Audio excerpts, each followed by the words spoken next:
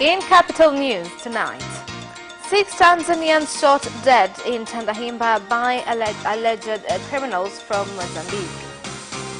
TPSF chairman and 2 accused appear in Tanga Magistrate Court. And in sports, lack of fans caused national rollball team failed to participate in the World Champions. Good evening, this is Capital News at 9:30. My name is Khadija Zimbwe. First, the national news. 6 Tanzanians have been shot dead and 5 others seriously injured by criminals alleged to have come from Mozambique at Ngongo village in Tandahimba district, Mtwara region. Addressing residents of Ngongo village, the Commissioner of Operation and Training from the Police Force, CP Liberatus Sabas, accompanied by the Director of Criminal Investigation, DCI Robert Boaz, said security organs will ensure the criminals are found.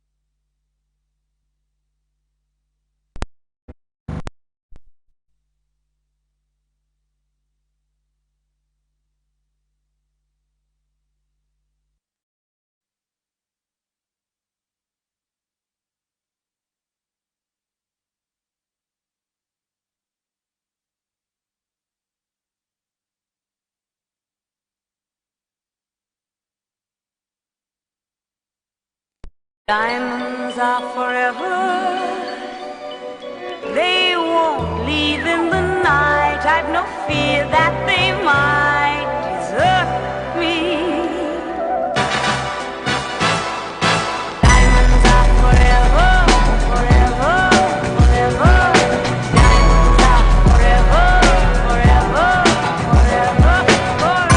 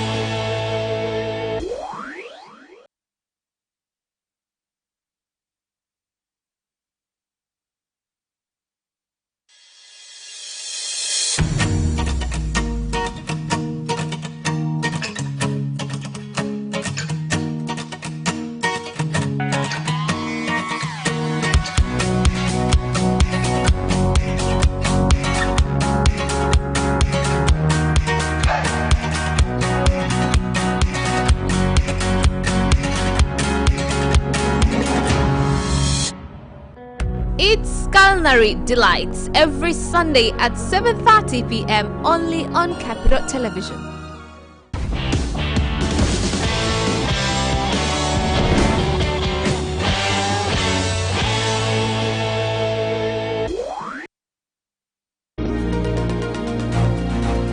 Karen, tell us, how has it been going at this year's festival? Well, the turnout, Vanessa, is amazing, as it is. Thomas, hello. Nice to be there with you.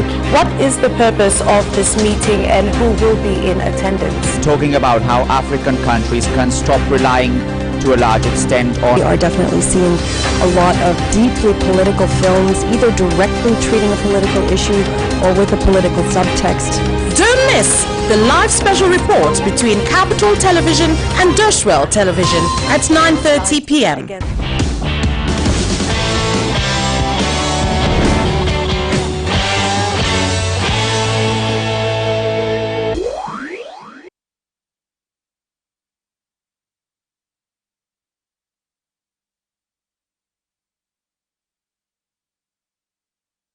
ITV, EATV, Capital TV, Radio 1, East Africa Radio na Capital Radio sasa zinapatikana kupitia satellite Interset 22 uelekeo 72.1 degree East C-band, frequency 3671 MHz, symbol rate 8571 kilosymbol per second, forward error correction 2/3, polarization horizontal.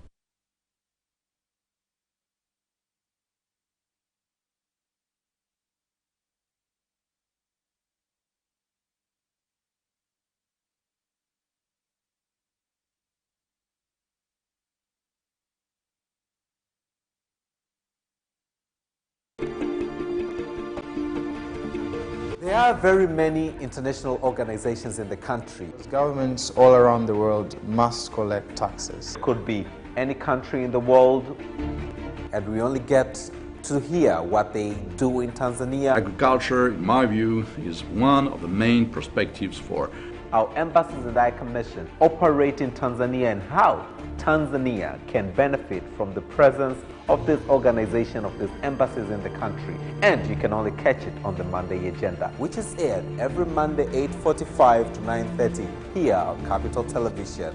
Stay tuned.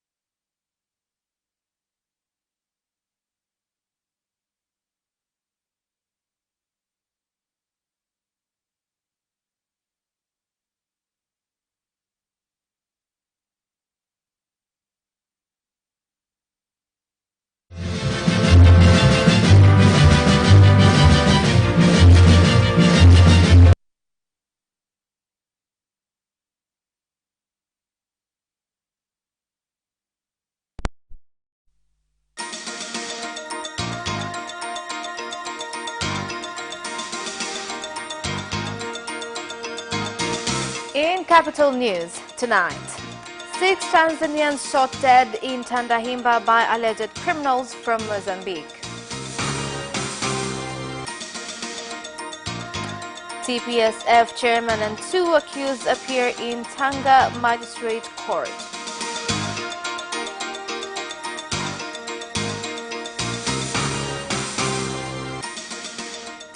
And in sports news, lack of funds caused the national rollerball team fail to participate in the World Championships. Good evening, this is Capital News at 9:30. My name is Khadija Zimbwe. First, the national news. 6 Tanzanians have been shot dead and 5 others seriously injured by criminals alleged to have come from Mozambique at Ngongo village in Tandahimba district, Mtwara region. Addressing residents of Ngongo village, the Commissioner of Operation and Training from the police force, CP Liberatus Sabas, accompanied by the Director of Criminal Investigation, DCI Robert Boers, said security organs will ensure the criminals are found.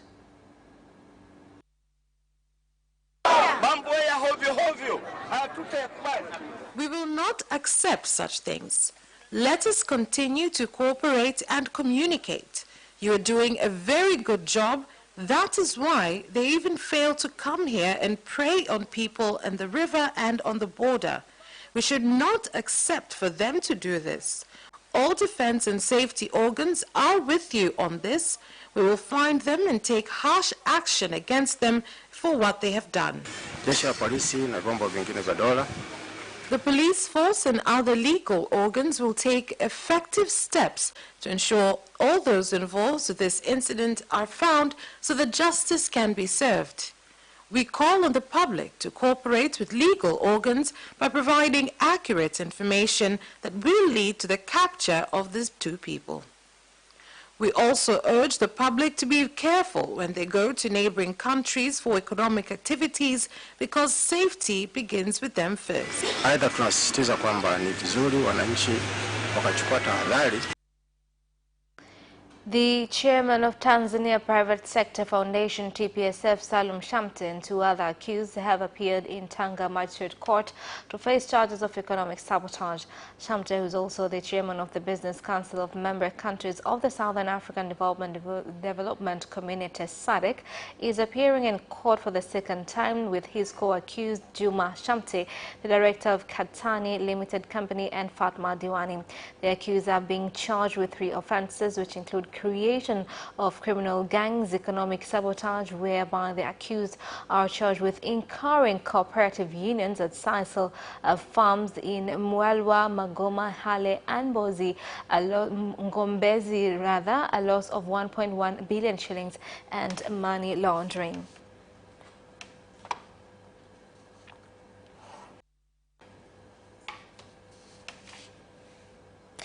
Now, the Minister of Minerals, Dr. Biteko, has suspended the mineral officer in Arusha region, Robert Eric, after failing to oversee mineral dealers who enter the mineral market and smuggle minerals without paying taxes. The minister has also issued until Monday next week for all mineral dealers to move to the mineral market in Arusha.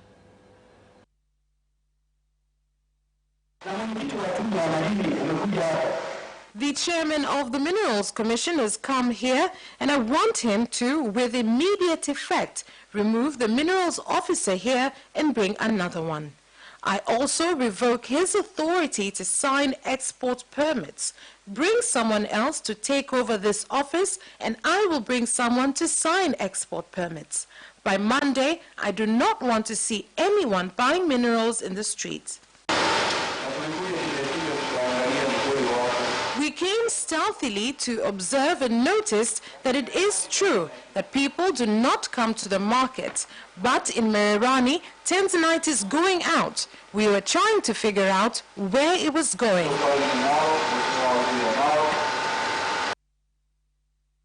The Commissioner General of the Immigration Department, Dr. Anna Makakala, has directed regional leaders from all levels along border areas to implement an exercise to verify registered voters and candidates for the local government elections so that legal action can be taken against non-citizens who have been registered. Commissioner General Dr. Makakala gave the directive when she met with the Security and Defense Committee in Kagera region.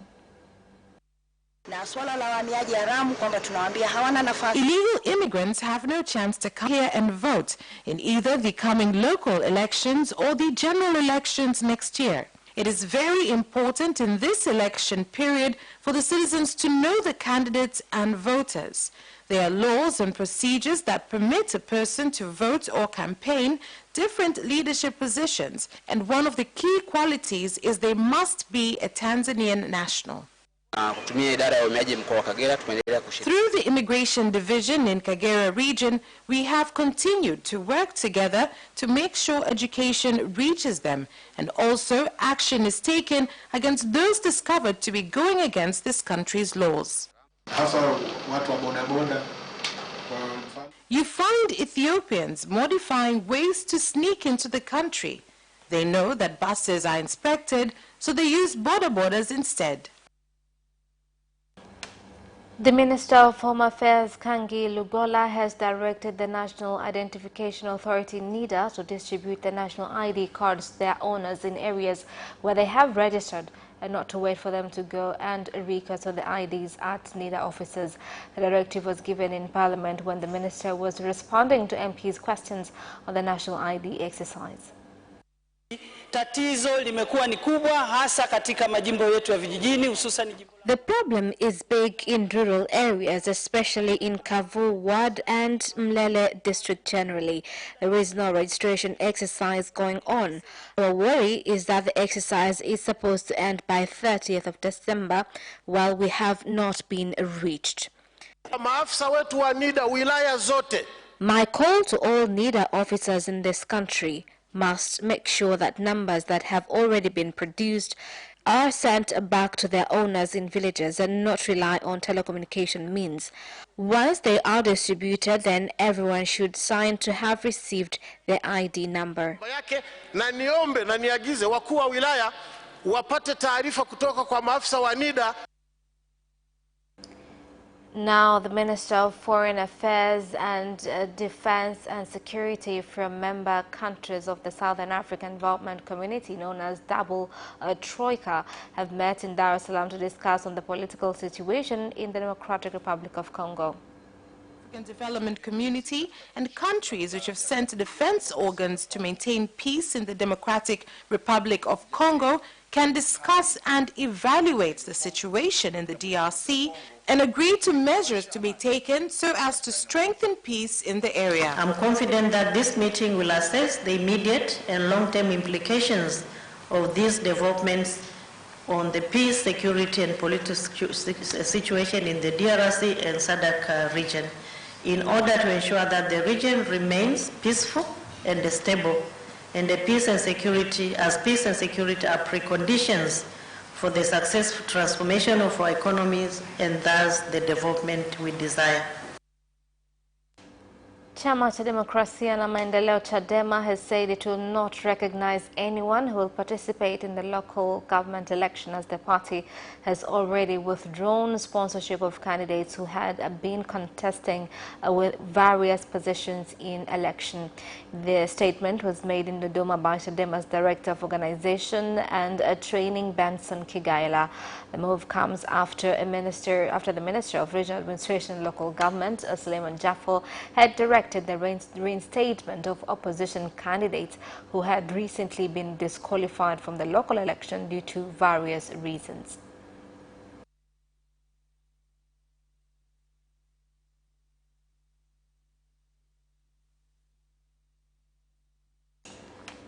Meanwhile, the Secretary of Ideology and Publicity of Chama cha Mapinduzi CCM, Humphrey Polepole, has said that opposition parties who have withdrawn their candidates from local government election have violated procedures. Every right to claim their rights. Luckily, in this country, there are procedures set for claiming rights. This means that if you will not follow the set procedures, then you will not get what is rightfully yours. If you have any claims, you can send your matter to the referral committee, but unfortunately our fellows did not follow the set procedures. Surprisingly, people are claiming their so-called rights abroad. How can that work for you if you fail to follow your country's procedures?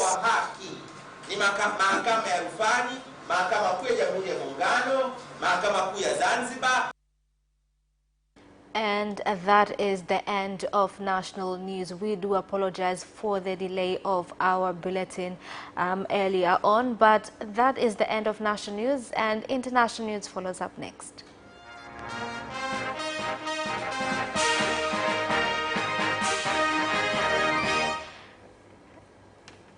And in international news, the fire that broke out at Mombasa Hospital on Tuesday night has been contained.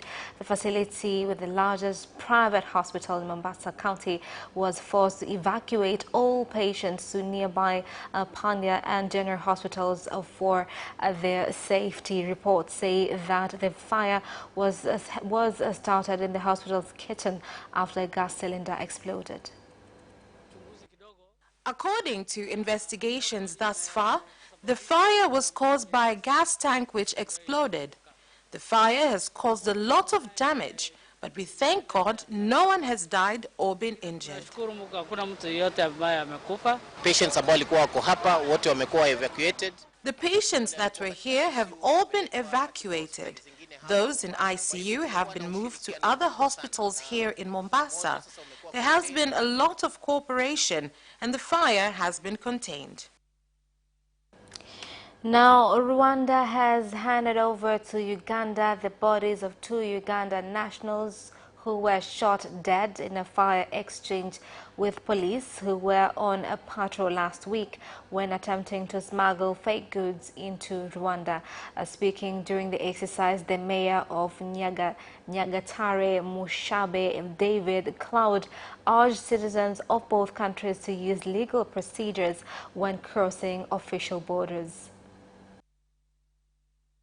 When the police officers tried to stop the smugglers, they refused and instead wanted to fight them.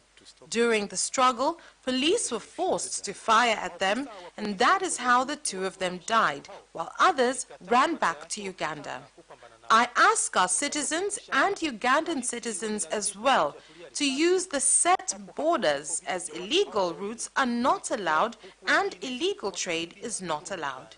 First of all, we as the people of Uganda firstly are really sorry for the deaths of our two citizens, but we thank the government of Rwanda for handing us the bodies of our people. I ask all people to follow the laws and that there are legal ways set for people to cross to another country. In the special report, Capital Television's Vanessa Victor and Deutsche Welle's William Glucroft discuss their second Paris Peace Forum, its agenda as well as some of the challenges it faces this year. A French-backed peace conference is on for the second year in a row. The Paris Peace Forum is a three-day event that brings together leaders of business, government and civil society from around the world with the goal of addressing the biggest sources of conflict. While officially non-governmental and apolitical, the forum hosts political leaders who don't always see eye to eye, especially at the European level. For more on that, we bring in William Glucroft, our political correspondent, with our partner Deutsche Welle, who joins us from Berlin. So, William, what are the big agenda talking points for the Paris Peace Forum? Well, the whole point of this peace forum this week in Paris is to look at global conflict, and it doesn't try to beat around the bush. It makes very clear that, or the organizers say, that the world is not in great shape and it's not going in the right direction. There is conflict all around the world of all kinds, among nations, among communities, among societies, and the peace forum tries to look at the underpinnings, the sources of some of these conflicts, whether it's lack of education or lack of women involvement in the economy and business and government, of course, consequences of climate change, cybersecurity, all these kinds of things is what the Peace Forum is after, not to look at the conflicts themselves, but to look at the sources of the conflict, and by addressing the sources, their hope is that they can try to minimize or reduce some of the conflict that we're seeing all around the world of all kinds. So how are voices from developing regions going to be represented or being represented? Well, it's very interesting because a lot of these kinds of global events tend to focus on rich countries and how they can help poorer countries. But in this case, it's set up as a much more equitable situation.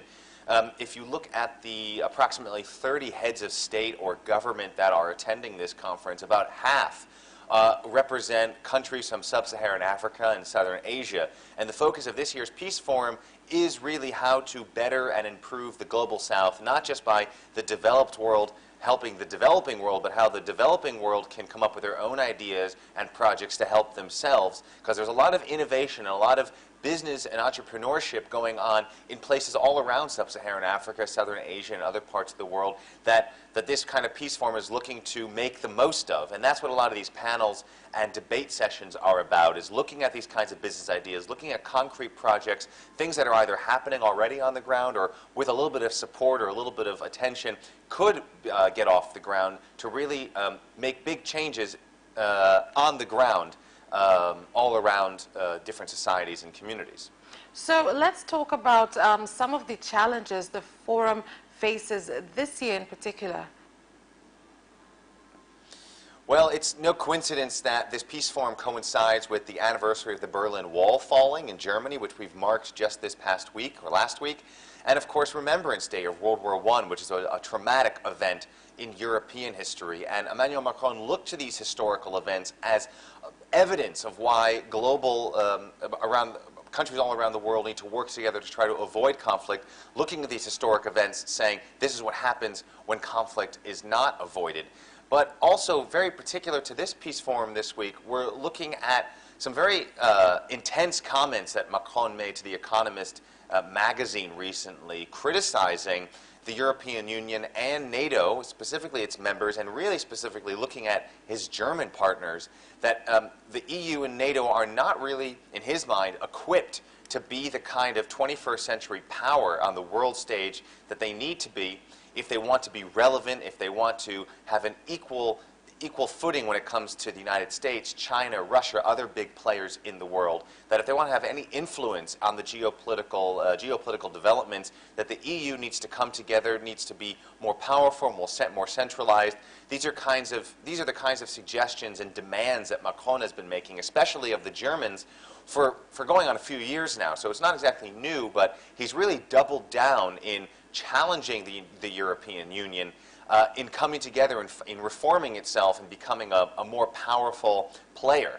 And so that's kind of overshadowing this peace forum that is supposed to be looking at issues affecting the global south, but really you need a single voice from the European level, and that is something that Emmanuel Macron is looking to develop and doesn't seem to be getting a lot of support from his fellow European countries, many of whom have sent representatives to this peace forum. So how that plays, that interplay, is something that is going to be very interesting to watch as these kinds of projects that are sponsored in this peace forum kind of get off the ground and are further developed in the weeks and months ahead. Well, thank you, William, for that insight. Absolutely. And that is the end of international news. Business news follows shortly. Watch Business Edition as we talk to business leaders and experts in sectors that are transforming Tanzania's economy. To be rich, I have to be a business person. It's not an easy road at all. People need to understand. You must quickly think, how cost effective are you going to be? Business acts as a way in which it can bridge that gap. Business Edition will keep you informed on latest developments in the financial sector, extractive industry, tourism, agriculture, energy, construction, and so much more. Meet entrepreneurs who create employment opportunities. Watch Business Edition on Friday at 8:15 p.m.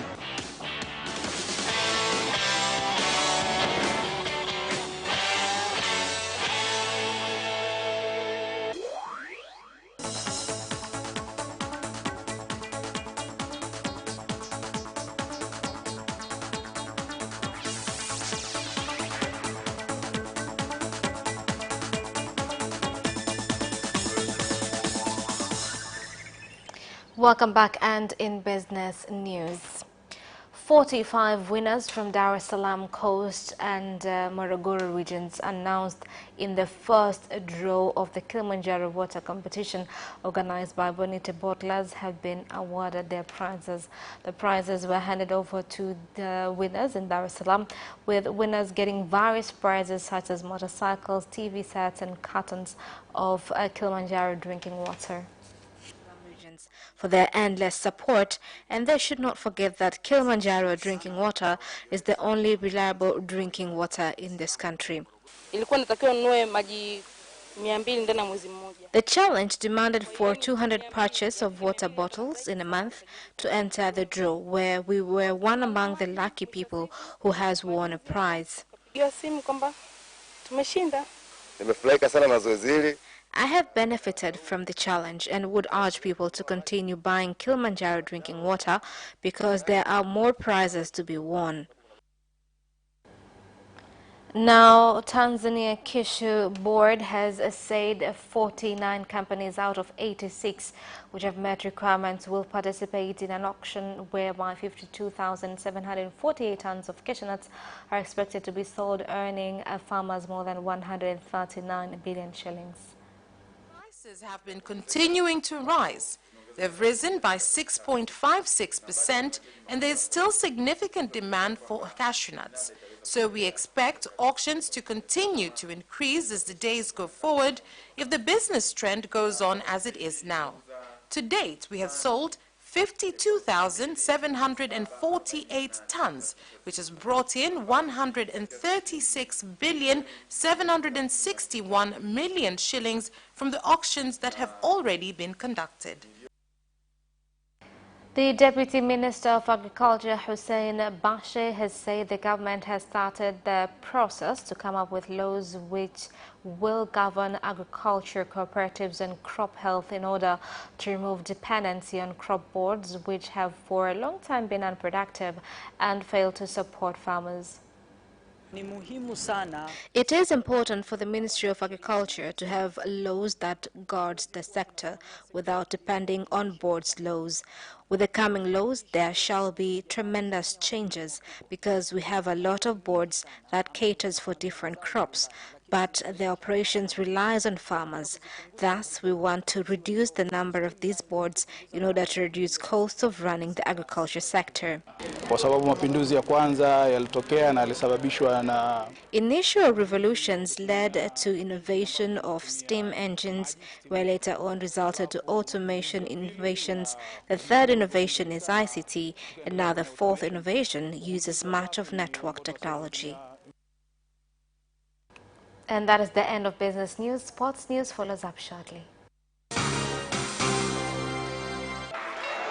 Away first time, good start from Bolt. Bolt leading a moment of going away. Gay trying to go with him and he's being dragged through the second place, but he's going to win it by 2 meters. Away first time, good start from Bolt. Bolt leading a moment of going away. Gay trying to go with him and he's being dragged through the second place, but he's going to win it by 2 meters.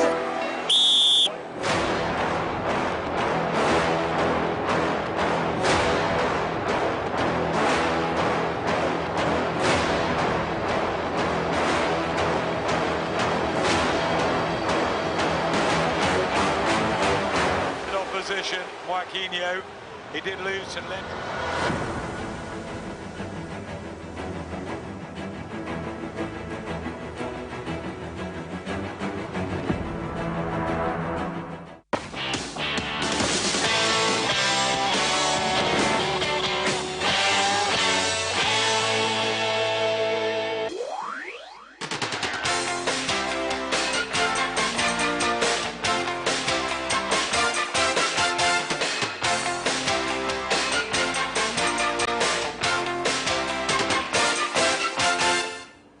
Welcome back, and in sports news. The national rollerball team has failed to participate in the World Championships taking place in Delhi this year due to lack of funds, which include participation fees for the team and individual players. As I speak, the competition is starting in a few days. We are here in Tanzania. We are with them spiritually, but physically we're just making follow-up on the media. Fortunately, our fellows in East Africa, Kenya and Uganda have made it, and they were helped thoroughly by their governments. So I think it is high time that the country involves itself as a whole in things like this, despite the fact that the associations are small and many. The national amateur boxing team has started training for the Olympics qualification matches that will start in February next year in Senegal. Since the Olympics are stiff, boxers need to qualify if they win in Senegal. We get the team that will go to the Olympics in 2020. The preparations started early, and that was important in our program. We are going one step at a time. Where we made a mistake, we will work it out so that we can get proper boxers that will go and participate in the competition. Chelsea's manager Frank Lampard has imposed a strict disciplinary regime on his young squad with a range of hefty fines, including £20,000 for being late for the start of training. £500 for every minute they are late to team meetings. Any player not reporting an illness or injury before a day off or an hour and a half before training can expect £10,000 fine, while lateness for treatment, medical appointment or match day departure will cost £2,500. A phone ringing during a team meal or meeting will set a Chelsea player back £1,000 as we're wearing the wrong clothing for team travel or match days. It is understood the league list of penalties, which is entitled Chelsea FC First Team Internal Player Fine Season 2019-2020, is accurate. The list is dated 27th of August and signed by Lampard. The fines are doubled if not paid within 14 days, with the money going towards team activities and charities. And Moise Kean's difficult start to his career at Everton continues after it emerged the striker was dropped from the squad for a breach of club rules. Here's the story.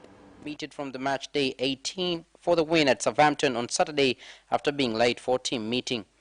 It was the second time Marco Silva, the manager, had an issue with Keane's team timekeeping, and as a result, the forward who travelled with the squad to the South Coast was punished. Asked Southampton why Keane had been omitted, Silva, who received an apology from the player, would only say it was a just decision. Keane has started just 4 matches this season, 2 in the Premier League and 2 in the Carabao Cup, although in his last appearance he was substituted at half-time against Watford. And that sports item ends our news bulletin for tonight. My name is Khadija Zimbwe. Thank you for watching and good night.